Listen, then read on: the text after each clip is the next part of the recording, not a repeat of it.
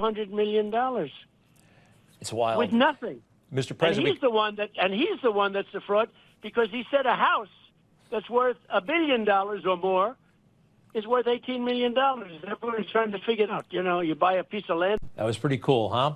Love talking to him. Hey, I love the guy. What can I tell you? And I'm upfront about it. I can't believe that so many people pretend they're neutral on this contest, on this race, yet lean one way or the other, right? You see it all the time. Then Letitia James and Judge Engoron, where he comes up with a ruling that Mar-a-Lago is worth $18 million when it's worth, you know, maybe 100 times more, 50 to 100 times more.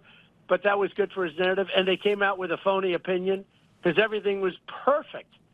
In fact, our expert, highly respected, one of the most, from the Stern School of Business, one of the most respected people, the judge treated him so disrespectfully, very much like this judge treated we had an expert, we had the #1 person on elections, and essentially he wasn't allowed to testify.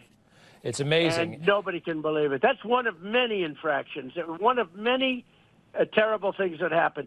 But wouldn't it be terrible to throw the president's wife and the former Secretary of State?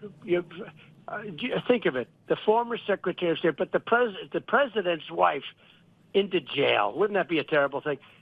But they want to do it. So, you know, it's a terrible, terrible path that they're leading us to. And it's very possible that it's going to have to happen to them.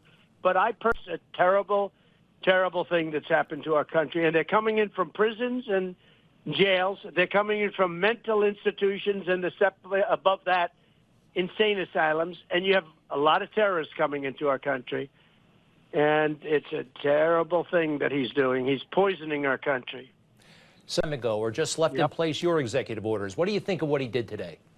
Well, first of all, it's a nothing that he did, and allowing massive numbers of people still to come in.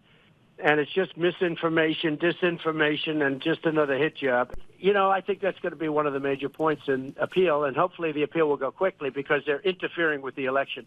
If it doesn't go quickly, they're really interfering with the election. Now, with that all, and I said, wouldn't it really be bad, you know, with like, as an example, Hillary, with the hammering of her cell phones and all of the things she did.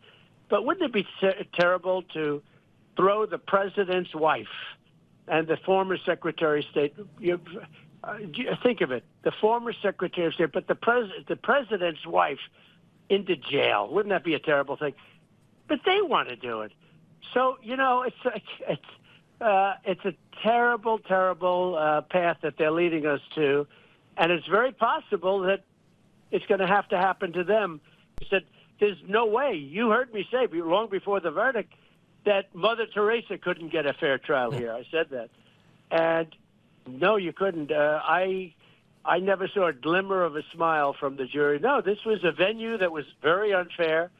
It's a tiny fraction of the people are Republicans, and it's very unfair. And then we had a judge who was very unfair. We asked for him going to hold it. As far as Nikki's concerned, I was very disappointed in her because she stayed too long. And remember, I beat her in her own state. I beat her very badly everywhere. You know, I set records in the primaries. People don't, you know, want to talk about it, but if it was somebody else other than me, they'd say, wow, what a job. We won every primary in a record. We beat her in her state, South Carolina, where she was governor, by record numbers. If you look at the kind of numbers we got, they're incredible. And you're right, some people would be very disappointed if I chose her, and possibly some people would be, you know, fine. But I beat her by a lot. I mean, she was the last one in, but that doesn't mean she did the best job outside of me.